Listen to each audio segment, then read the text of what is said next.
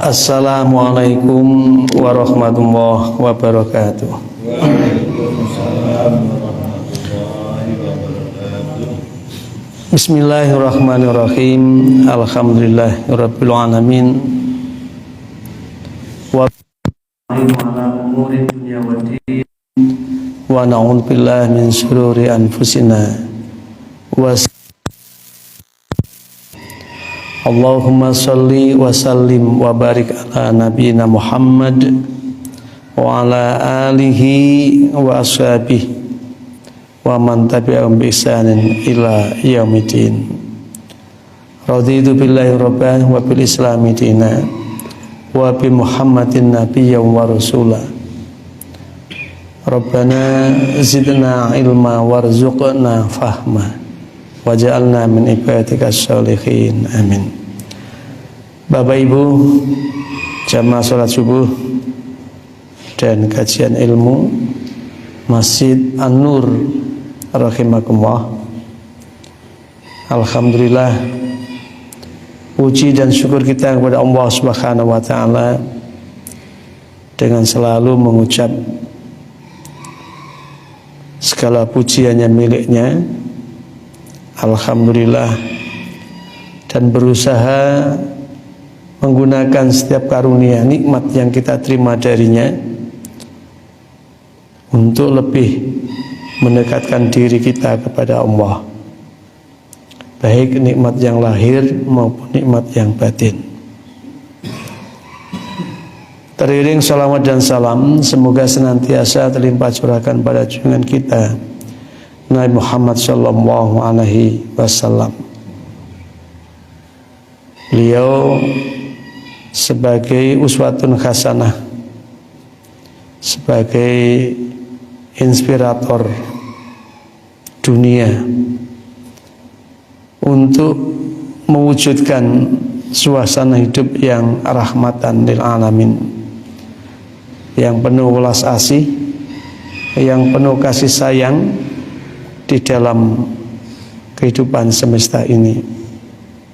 Sekiranya semua manusia beruswah, berpanutan, berteladan dengan apa yang beliau tinggalkan, contoh-contoh dalam mensikapi, dalam menjalani, bahkan dalam memperlakukan setiap diri pada diri sendiri maupun kepada orang lain, di dalam menebarkan kebajikan dan kebermanfaatan hingga semesta yang kita diam di dalamnya itu merasa terjaga kelestariannya, keasriannya, kesejahteraannya.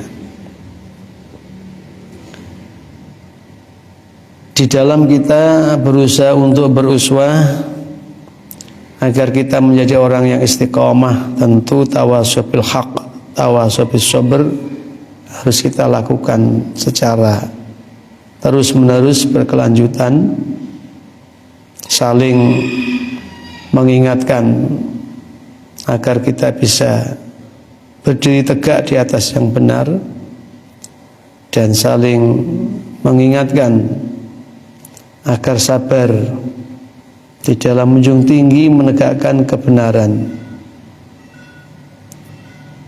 Karena tidak hanya diri kita yang punya kekuatan potensi untuk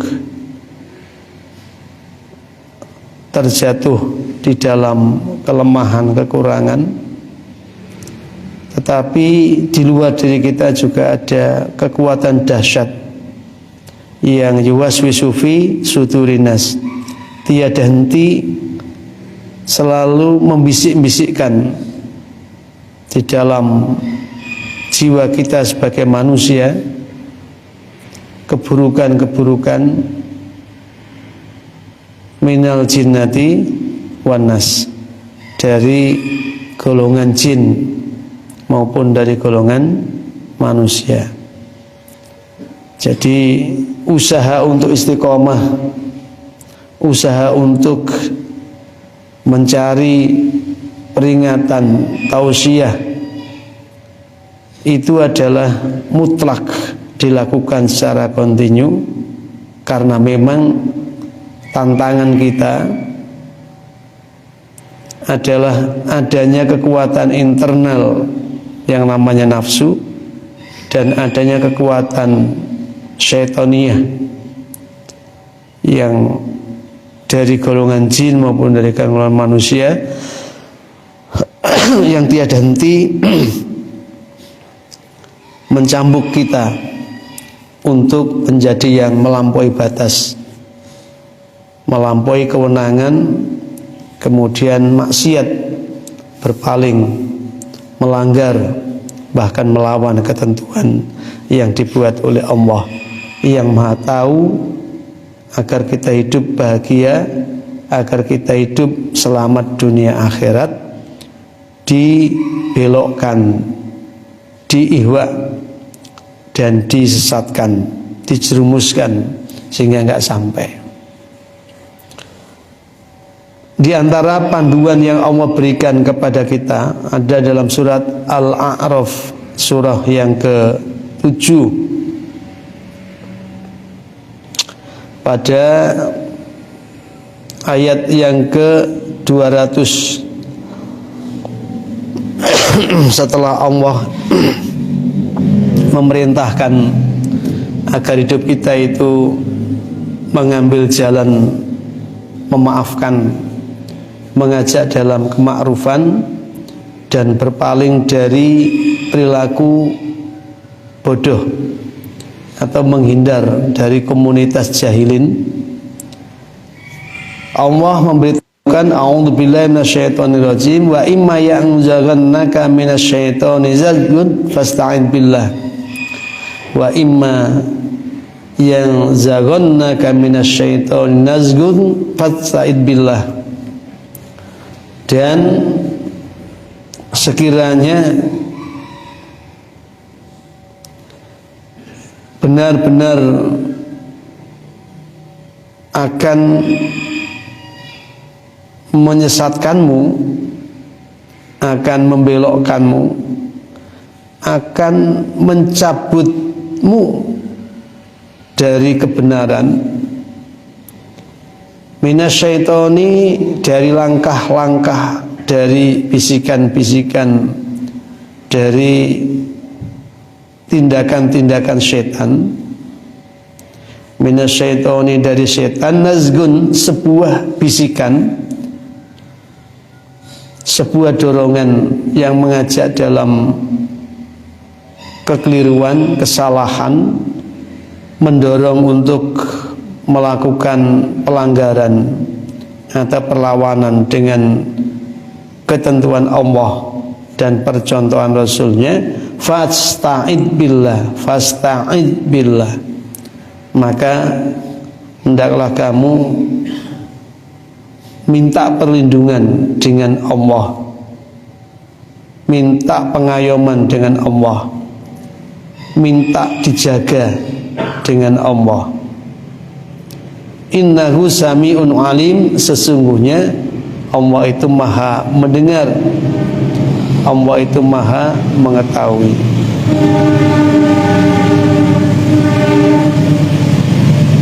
Jadi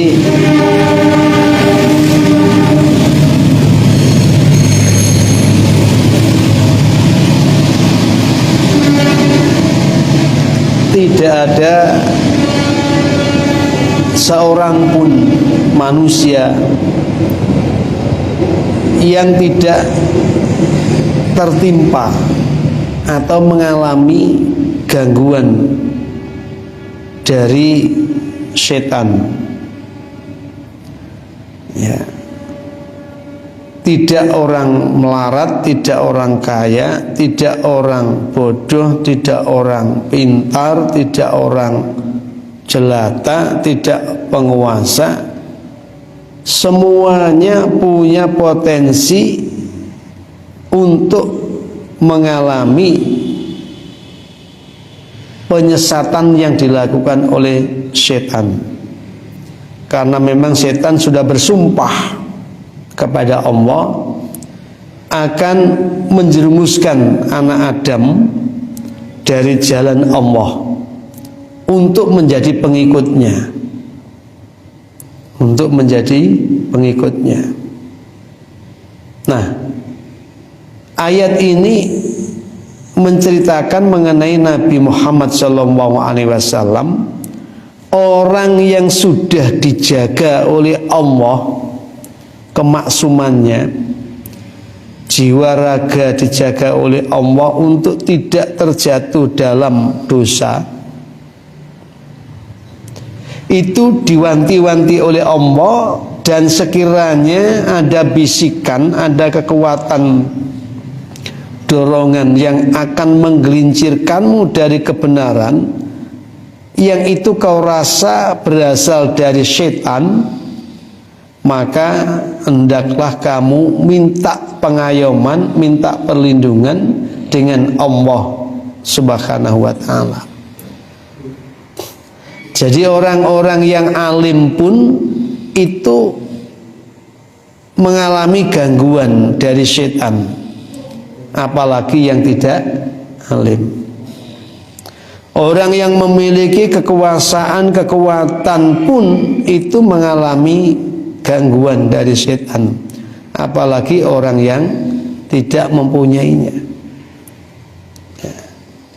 Maka gangguan yang dilakukan oleh setan itu tentu disesuaikan dengan tingkat kemampuan, kompetensi, keahlian daripada yang digoda itu tadi. Jadi ini wonge pinter, ya setane luwih pinter, luwih pengalaman. Nah, nek wonge gak pati pinter, ya setane sing ora pati pinter untuk menggoda. Tetapi orang yang memiliki ketakwaan, orang yang memiliki kepercayaan bahwa hidup ini adalah bergantung kepada Allah sebagai Tuhan yang mengatur hidupnya, bisa merasakan adanya bisikan-bisikan, dorongan-dorongan yang mengajaknya untuk menyimpang, untuk melanggar ketentuan-ketentuan Tuhan. Jadi nurani manusia itu mendapatkan pencerahan, mendapatkan kesadaran diri bahwa ketika hendak melakukan keburukan, kejahatan yang berpangkal dari bisikan setan, itu bisa untuk merasakannya. Oh, ini adalah tipu muslihat setan. Jadi kejujuran nurani manusia itu bisa untuk mengenali terhadap kekuatan yang akan mendorong itu terjatuh dari martabat kemanusiaan yang sebagai makhluk mulia itu. Jadi manusia itu secara instinktif, secara naluriah itu punya potensi, punya kekuatan, yang kekuatan itu begitu berbenturan dengan dorongan-dorongan dari setan, itu sudah bisa mengenali. Lalu dia akan berusaha untuk mengalahkan dorongan-dorongan itu. Tetapi seringkali manusia itu terkalahkan.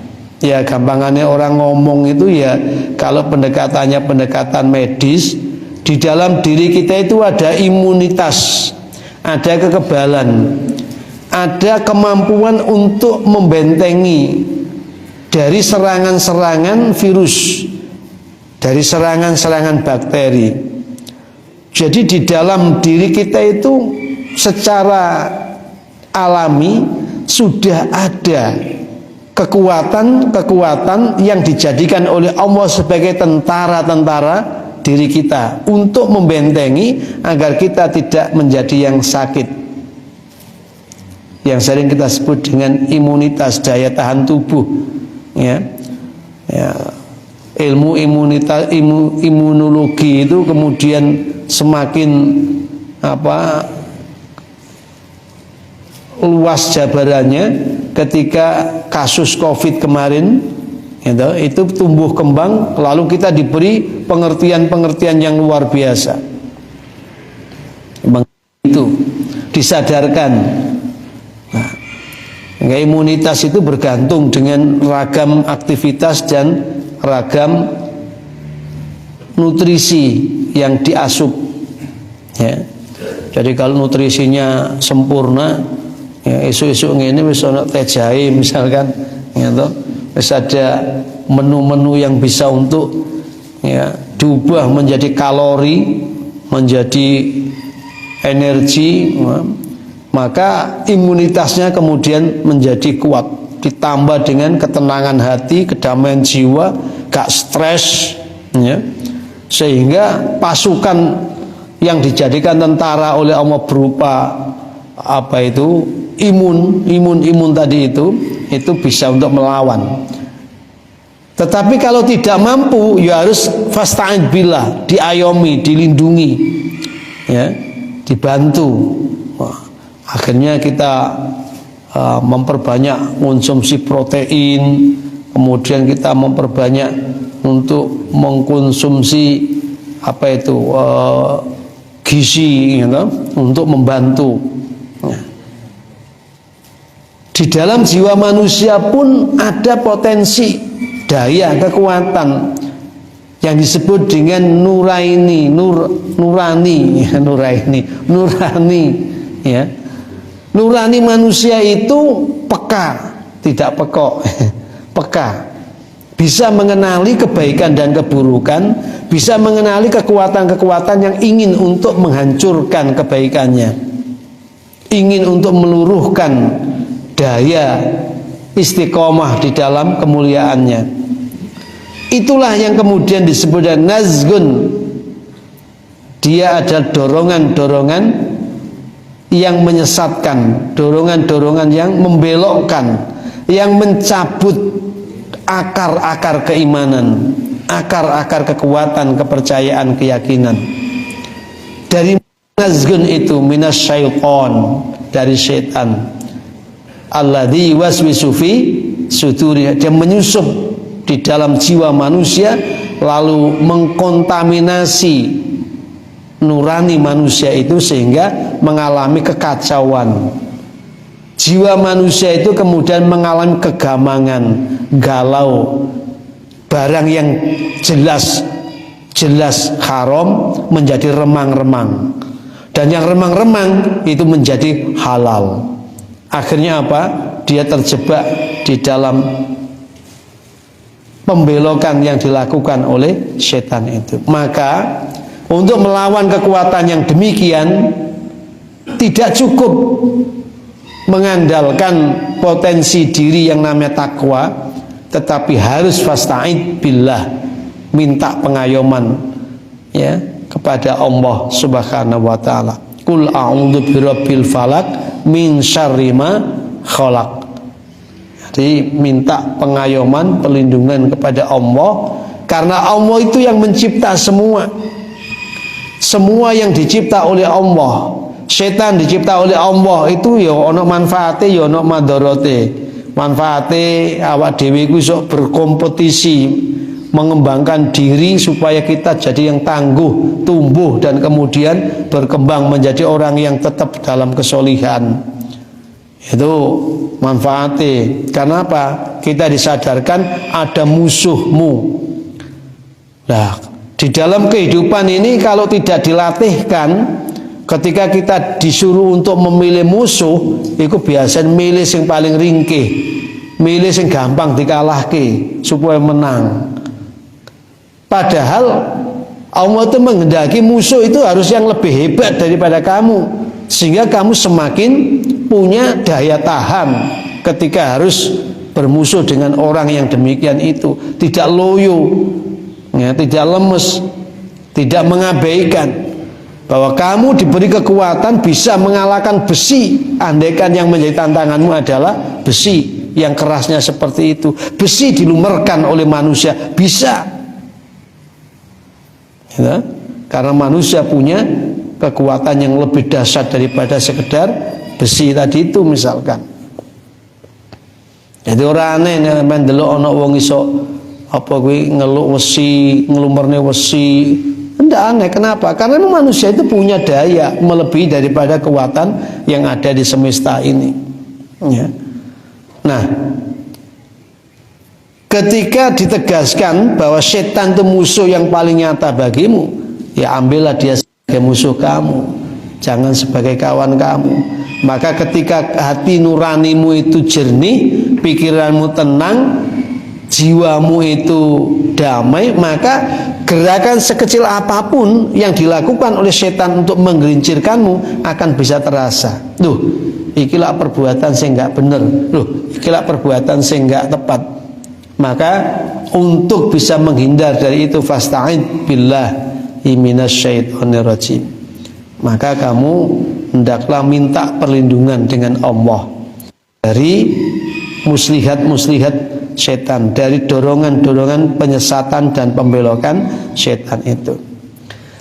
Innalladzina taqaw idza massahum ta'ifum minasyaitoni tadzakkaru fa idza hum mubsirun.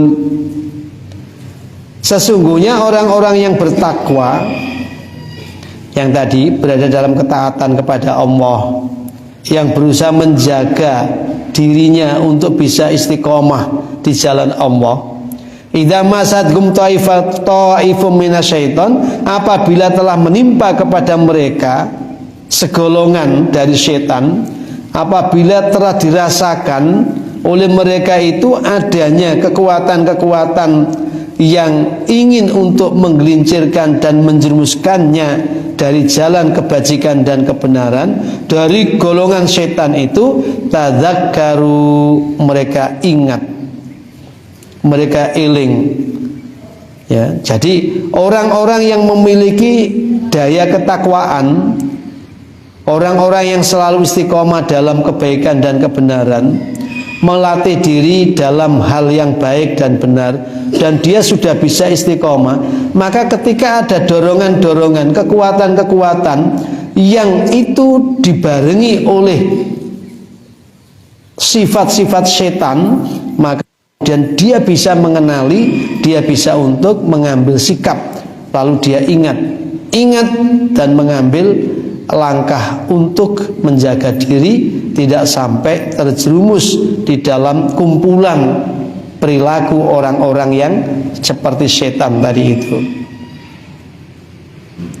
Eling, ingat. Fa idza hum mubsirun, maka mereka itu kemudian mampu untuk melihatnya. Nah, mubsirun, basor. Dia bisa mengenal, dia bisa menyaksikan. Oh, iki gerombolane setan. Ya, gampangane ngono. Iki perilaku sing kaya ngene iki perilaku sing didorongke setan. Mubsirun, dia bisa mengenali dengan tepat. Ainal basirah, mata hatinya itu tajam. Ya. Kayak si mata elang yang dari kejauhan kemudian di balik air yang agak meninggi ternyata itu adalah ikan, ya, sehingga dari kejauhan langsung dia apa itu nganggo cakar dicengkeram, ya, dicengkeram, mencengkeram, cek ke air, begitu ngangkat ternyata dapat ikan. Coba pandangan mata elang dari kejauhan, padahal itu kelihatan hanya air yang oleh kita itu air seperti gelombang saja, tapi oleh si mata elang itu ternyata bisa untuk ono iwae nang jerone, cek dapat ikan dia. Ya. Nah, orang yang memiliki ketakwaan kepada Allah itu punya daya furqan yang tinggi, pembeda yang kuat, sehingga begitu ada kekuatan setan, kekuatan setaniah itu, dia bisa untuk mendeteksi, kemudian dia bisa mempertahankan diri, tidak terhanyut, tidak terikut, apalagi kemudian melakukan dengan menikmatinya. Ya.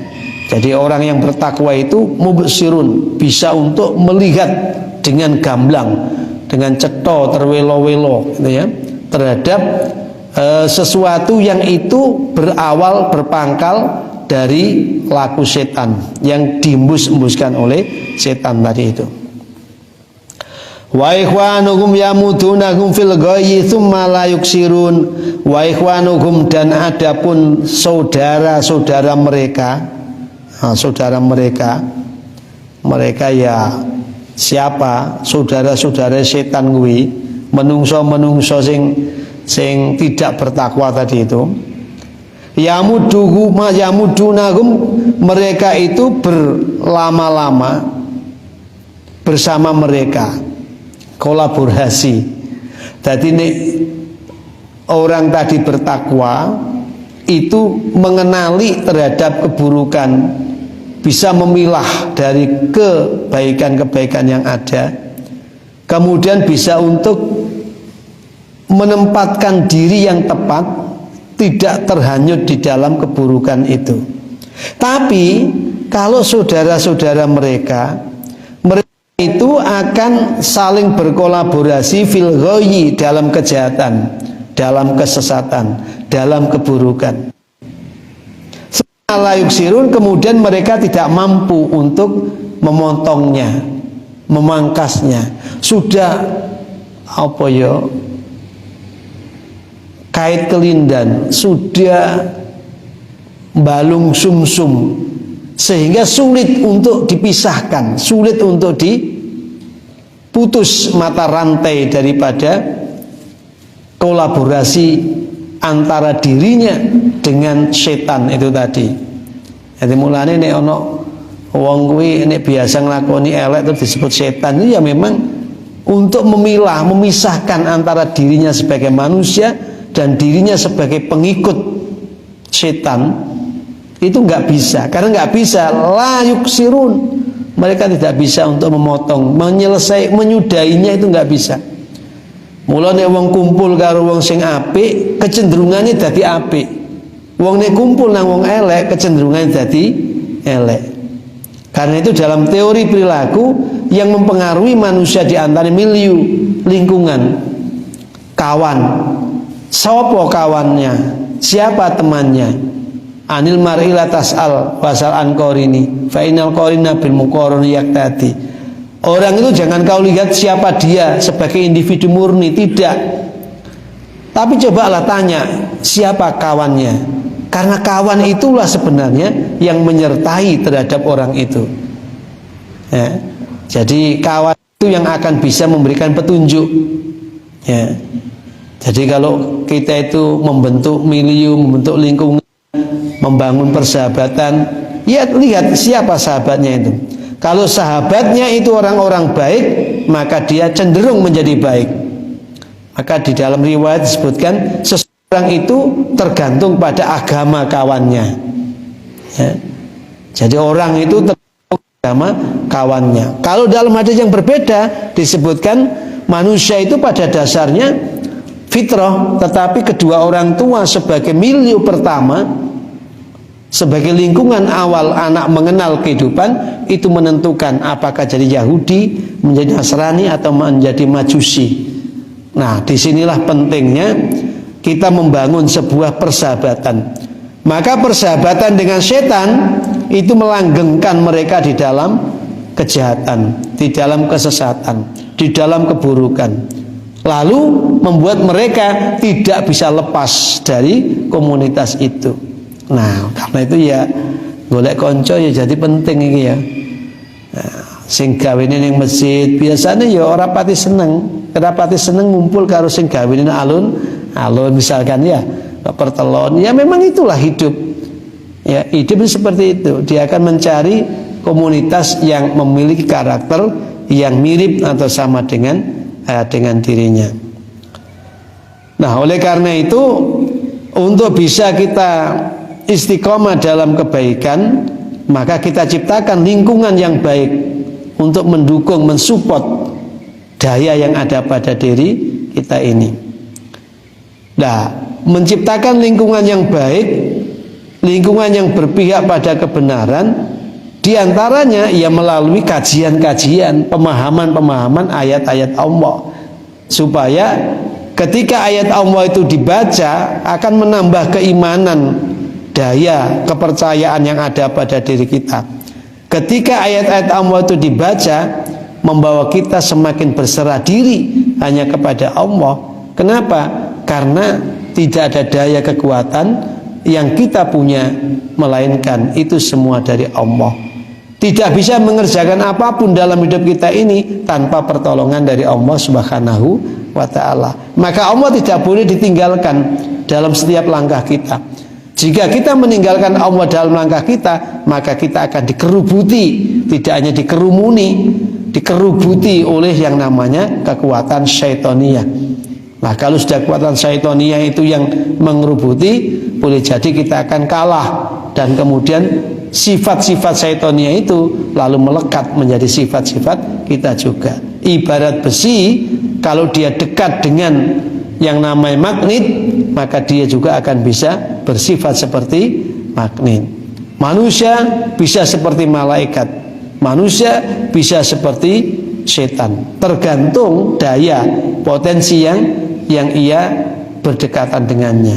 Mendekat dengan setan boleh jadi berubah jadi setan. Mendekat kepada Allah, maka dia akan menjadi hizbullah, menjadi laskar dan pasukan Allah Subhanahu wa ta'ala. Baik jamaah rahimakumullah, ini dua ayat yang saya baca secara singkat, bahwa Rasulullah pun diingatkan oleh Allah, karena setan itu tidak pernah tidak absen, selalu hadir untuk menggoda anak Adam, termasuk orang-orang yang punya kewajiban mencontohkan, meneladankan apa yang difirmankan Allah Subhanahu wa ta'ala kepada umat manusia.